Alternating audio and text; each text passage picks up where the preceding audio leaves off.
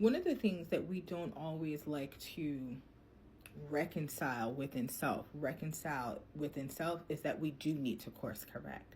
We want to receive the fruit because we feel like we've put in the energy and the effort, but the root now needs to be reevaluated. We don't always want to course correct. We don't want to have to start over. But we're in the season of the restart, right? We are the season of the restart.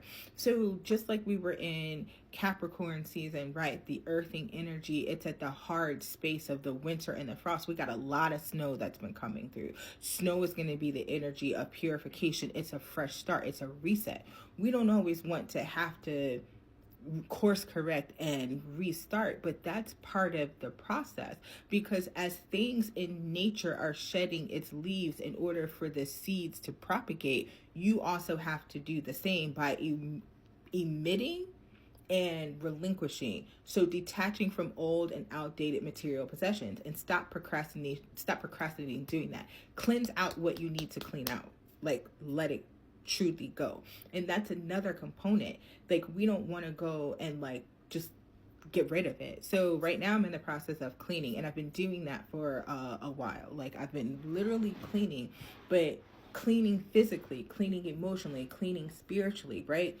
In order to also cleanse some of the financial components that I no longer want to be able to experience, because some things you have to let go in order to receive, even in the financial sector as well too. And that's some of the things that we don't want to do, because like I had to restructure like my brand and my business. When I tell you like just restarting in order to get a fresh start, so I can sit into the level of beauty of the nuance. So I can sit in the beauty of the nuance, because it gives you the renewal of the passion. We've been working, like, listen, the lady in red has been so prevalent for this 2025 energy, okay, for me personally, but also the red energy is going to be our root chakra. It's going to also incorporate some of the sacral chakra, because it's going to be embodied by orange. And if you think about like the red and the orange in that space, you get to the fire. It gives you the fire and the ignition of the igniting you're passionate about. And rhodochrosite, rhodochrosite is the renewal of passion, okay? The flame, the goddess of eternal flame. I am an eternal flame, and each day my light grows brighter. But think about the earthing, right? When we think about the earth and like a campfire, right? When you're sitting around the campfire and you're warming and you're thinking about all of the goals and you're envisioning, but also relinquishing, right? So it can be very renewal, but fire is also very cleansing. It's very transformative, right? So sometimes we don't want to give it to the earth what has been eradicated in order to allow something to be built in its place. And that's where the beauty of the process comes in. The transformation process is very beautiful, but it can often be very uncomfortable because it requires the relinquishing of the old. And oftentimes we don't want to let that go, but holding on can be detrimental. What are you holding on for? What are you holding on to? Why are you wanting to uphold something that needs to be transformed? Like, so these are a lot of the questions now to sit with self and evaluate, so you can actually receive the guidance. Remember that spiritual obedience. So now you have to ask yourself, why am I trying to hold on? What am I holding on for? What am I holding on to? And how is this helping me grow? Let's write that down.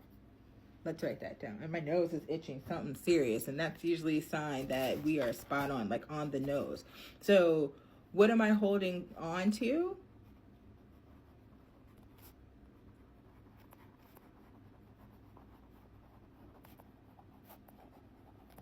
And what am I getting out of it?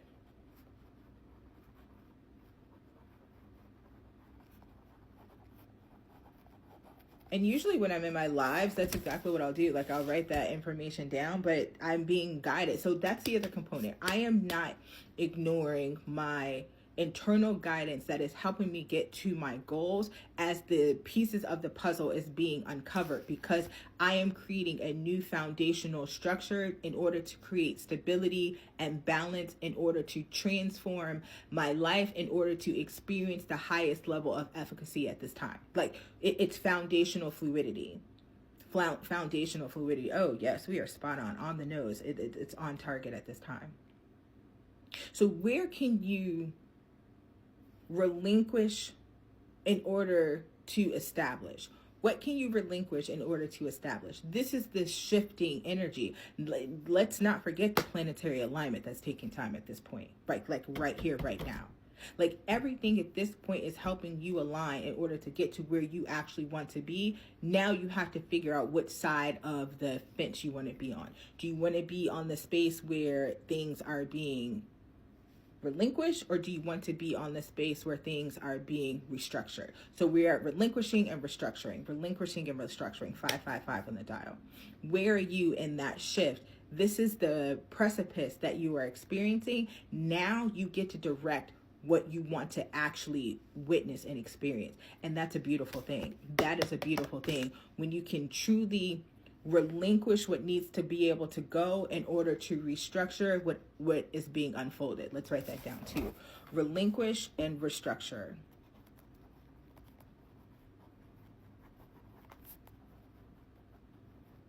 I'm telling you, it has felt like a Mercury retrograde, and Mercury doesn't even go retrograde until like March. Listen. So as you are going through these steps right now, know that you are being divinely guided and protected, truthfully. And as uncomfortable as it has been, it is literally for your highest and greatest good, because you are getting ready to pivot so adamantly that it is going to be worth everything that you've gone through, because the opportunities that you have created, the spaces that you have opened up are going to be filled with monumental success, wealth, and health and stability. The spaces that have been opened are going to be filled with things that will give you monumental success, health, wealth, and stability. And we'll leave it there. I love you.